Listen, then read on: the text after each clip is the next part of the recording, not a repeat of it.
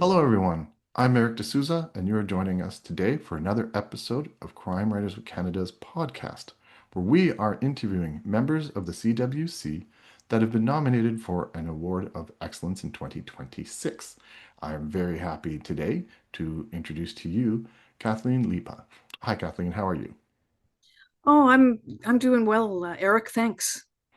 We are talking today because your book, The Arctic Predator: The Crimes of Edward Horne Against Children in Canada's North, published by DUNDURN Press, has been nominated for the Brass Knuckles Award for Best Nonfiction Crime Book, sponsored by David Reed Simpson Law Firm in Hamilton. Congratulations on that. Thank you very much. And before I forget, you told me some excellent good news too. You've also been shortlisted by Rakuten Kobo's Emerging Writers Prize. So double congrats. Thanks. I just found out yesterday, so thank you. A little bit about you. Kathleen has worked as a reporter, photographer, page designer, headline writer, and copy editor at the Hanover Post, the 24 Hours in Toronto, the Calgary Sun, the Express in St. John's, where she won the Canadian Community Newspaper Association Award in 2001 for arts reporting. While serving as the bureau chief at Nunavut North News in Iqaluit, Kathleen heard about the crimes of Edward Horne. She would spend the next 20 years of her life seeking the truth of what happened, building trust with contacts in the Inuit communities, and getting the story to paper. Kathleen and her husband, Arctic historian and author Ken Harper, spent many years living and traveling in the Canadian Arctic. They now divide their time between Ottawa and St. John's. Um, I have to admit, I'm a little embarrassed to say this, but I'd never heard of Ed Horne before. I'm also guessing that a lot of other people listening to this may be the same. So let's start with, who is he? Well, you don't need to feel bad about not hearing about Ed Horne or not knowing who he is, Eric, because this story took place in the Canadian Arctic in the 1970s and 80s. And when Ed Horne moved to the Arctic as a school teacher from British Columbia in 1971. And he worked there as a school teacher and school principal in what is now Nunavut. He worked there until 1985 when he was arrested, okay, for child abuse. And my book is about it's about his crimes against his all of his victims were Inuit boys. There was actually one girl, actually, but he abused children that he taught. Some of them were not his students, but most of them were his students. But I mean, nobody knew about this story when it was happening, and even after when he was arrested and served jail time, because the story never made it to the South. It never got out of the North. There were stories about Ed Horne when he was arrested and when he went to jail, but in terms of southern Canada, most of Canada, no, nobody had heard of Ed Horne. So, I mean, that was one of many reasons why ultimately I wrote about it, was to let people know what had happened in the North. Well, let's decide about, or sorry, let's talk about that because, as you said, this took many years to research and to write. You mentioned in the book also that before you started, you were worried that it might destroy you emotionally. Why did you ultimately choose to write it?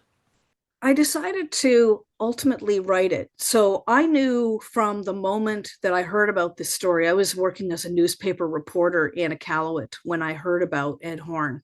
And that was in 2003. I had just moved to Iqaluit from Yellowknife to work as a newspaper reporter for News North, for the Northern News Services.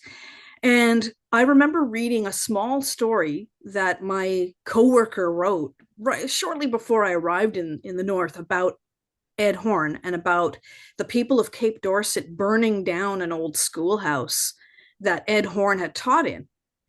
And I read this story and I was like, this guy, left their community in like 1980, 83 or something. Like was, and that was a long time ago. And they still were reacting in this way, it was 2003 that they burned down this old school building that he taught in and abused kids in. So I started looking into the story, and I knew that it was a bigger story. It was just a gut feeling that I had. I think that probably a lot of reporters at some point have a gut feeling about a story. They know that it could, and I always knew that it would be a book and not a magazine article. Okay. So why would I do that? Because I loved living in the North, and I thought it was a beautiful place. I still do. My husband and I still have family and friends in the Canadian Arctic. I loved living there, and I was really angry about what had happened to the people in all of these communities, because the crimes of Ed Horne had a very wide spread impact on the quality of life in those communities. So that's why I decided to really go for it, even though I did have to put the project down a number of times. I couldn't work on it continuously for 20 years. But over the reason that it was so long is because I knew it was a story. I had started doing interviews with people about Ed Horne. And ultimately, it took that long to build trust with certain people and to get it done to the point where I knew that it was a good book, like an interesting story for Canadians to know. You asked earlier about who was Ed Horne, and I feel like I didn't really answer that question. Ed Horne was a very interesting man. This is the other reason why I wanted to write the book, was because when I started digging into who was this teacher that people burned down the schoolhouse, what's up with this guy, he was a very interesting man. And he was highly intelligent. He spoke many languages. He had married an Inuk woman in the North and had Inuit children. And so all of those things, and he'd also claimed to be Indigenous as well, which turned out to be a lie. But all of those things made it like why I stuck with it and wrote the book. Yeah. Yeah, and I saw his picture somewhere, and he was a handsome man too. Yeah, I think also like he learned the language, and he was very well revered in this. But I did notice he moved around a lot. He moved around a lot. He was always one step ahead. Um, that was also took years of work, of research, to find out, was he moved intentionally by the education Mhm. department? But it turns out that he wasn't. Okay. Ed Horne moved himself because he knew what he was doing. He knew he was always one step ahead of the authorities, if you will, Mhm. at the time. Yes. You did a very big deep dive in this. So you interviewed many of the victims and saw what it did to their communities. You also made a distinction of calling them victims and not survivors, what we often call victims of abuse survivors. Why did you make that choice?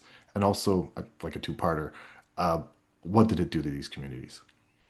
Okay, so I felt when I was writing the story, so sometimes like when I was writing, the story kind of told me how to write it. It was kind of guiding me. And it felt right when I wrote the book to when I was talking about the guys, the stories that I was telling, they were victims of Ed Horne. And I didn't want to minimize in any way the crimes of Ed Horne, the fact that he sexually abused these guys when they were really young. So they were. The guys themselves that I've talked to call themselves survivors, and they talk about, their friends and family who are also survivors. They definitely use the word survivors. But for the book and for the truth about what happened and what I was talking about, or what was being uncovered about the crimes of Ed Horne, I definitely wanted them to, like, it to be very clear that these were victims. They're children, and they were um, sexually abused by their teacher and a man in power in their community. Because at that time, the teacher, and he was a school principal as well. He had a lot of power in the community. They were small communities. They were, the impact was huge, because each community that Ed Horne taught in from 1971 to 1985 in the North, these communities had, 400 people in them, or maybe at that time, the largest community would have had maybe a couple of thousand people in it.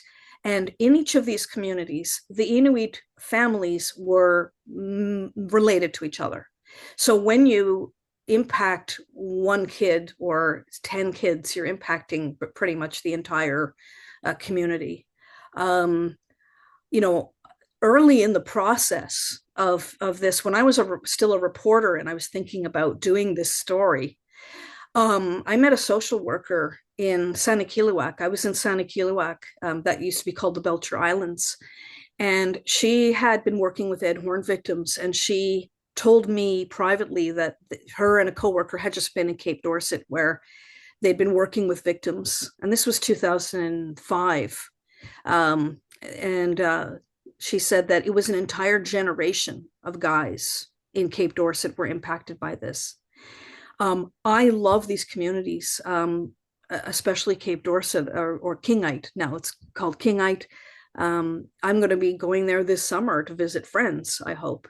But the impact was you have a generation of guys who are now men who were overpowered, violently assaulted by a man who they trusted.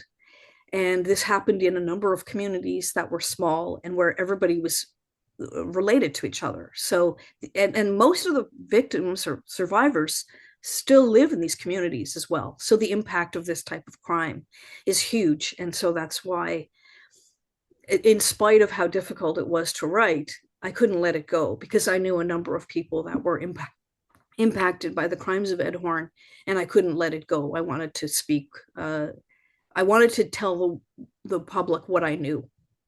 You were telling me, or it actually says in the beginning of the book, that you um, chose to describe the abuse. And if you're writing fiction or nonfiction, all of us writers have to decide to what level of the violence do we want to describe.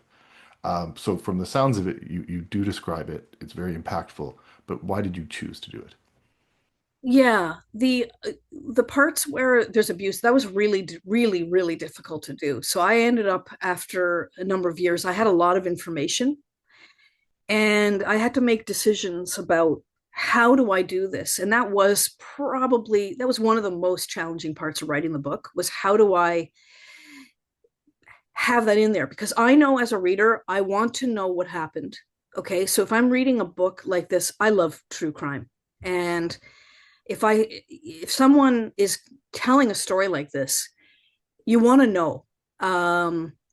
So you want to know some things, but I'm very Canadian, so there's only so much that I'm going to do. I mean, it's true, it was all true what I'm writing, and the information I had. So I did. I have about I wrote, there are like dozens of versions of this book. It was originally called The Burning Schoolhouse, and I have many different versions of this. And you know what? Initially, when I sent it out to a few publishers, and I was rejected, but I got some helpful rejections where they did talk about this, about it was troubling, the level, the violence that was described against children. And there were certain people who rejected me in Canada who I really respected. And I actually went back and rewrote the book based on their criticisms, or the way that they were sort of offended, or they had issues with some of the descriptions of violence against children. So what we have now, I think it's really good what we ended up with, okay, what I created, but I did have to work on it a lot. And, there's a lot of stuff that's not in the book. That's much, but what is in the book, the descriptions of violence against children that's in the book, unfortunately, so I would take, there are examples of what happened. So if there's one story in there about what happened to a kid, unfortunately, it represents many more that were similar to that. It was really important that the public, the people who are going to read this book, know what this guy did and have a real sense of that. But at the end of the day, I'm Canadian, my publisher's Canadian. We're not going to go over the top here with these types of stories, but I believe it's powerful what we have there. And there's no doubt about that Ed Horne is one of the worst criminals in Canadian history, in my opinion. And it's meant to be shocking. I didn't want to minimize it, like I said before. Like I didn't want to minimize what this guy did. So that's why. As you were sending your book out, because it's a Canadian story, do you feel like a Canadian publisher was ultimately going to be the one to choose your book? I definitely thought that it was a Canadian book and that it would be I the Canadian publisher would do it. I approached Steerforth Press in the United States, who gave me a very nice rejection. Um, and Hmm. I completely understood. I think the book is something that people in northern countries would appreciate, or any place where there are indigenous populations as well. But ultimately, I was really pleased that it's a very Canadian book. It's all set in Canada, and my publisher's Canadian, and it was printed and bound in Canada. And yeah, I mean, it was right for this project, and all the people that worked on it. I was very lucky because they were sensitive and they really understood, and we got it done. But because it's not an easy story to tell, Mhm. and you don't see stories like this every day in Canada because they're very uncomfortable to work on. But the people I had with me on my team at Dundurn were the right people. Um, I have to admit, I kind of wanted to cheat to the end. I wanted to know if this man was dead yet. So I Googled him up, found out that yes, he was. I read a few details, but then realized you're the one who wrote the article. So it's more obviously than just this book. You're attached to this story. Yeah, I became attached to it because I became very associated with him when I had done all of the book publicity. And I was back in St. John's, Newfoundland in the summer of July of last year. I was contacted by people in Guatemala City, concerned citizens, because Ed Horne, who they had Googled, was dying in a hospital in Guatemala City, and they were looking for next of kin. And people found me because of the book. And it ended up being a big story down there. I was interviewed for the national paper. They did a 2-page full spread about Ed Horne, about the book, about his crimes in Canada. They did a 2-minute television spot down there about Ed Horne, about me, and interviewing him and everything. So, yeah, he had been living in Nicaragua and had been traveling to renew his visa. So he was in Guatemala traveling on a bus. And when he took ill in the summer last year, because after he was a free man. Ed Horne served time in prison twice. The first time 6 years, the second time 5 years for his crimes against children in Nunavut. But he was a free man when he was traveling and living down there. Um, and I understand he adopted a 13-year-old boy and was living in Nicaragua and traveling down there. But yes, I was contacted by people there, and I was in touch with people at the hospital. So when he died, I did have a story, and so I contacted Nunatsiaq News in Iqaluit and wrote a story about what had happened because people were curious about him, especially in the north. I mean, Ed Horne abused. I mean, there's over 100 victims, survivors of Ed Horne. I mean, many of them have passed away now, but Ed Horne had a terrible legacy in the North. So that's why I did a story about it when he died. I'm appreciative that you wrote this story. Like I said, I was shocked that I did not know this. So I'm very happy, A, that you wrote it, and I'm also very happy that you're getting the recognition for it and other people are learning this. So congratulations. Thanks very much, Eric.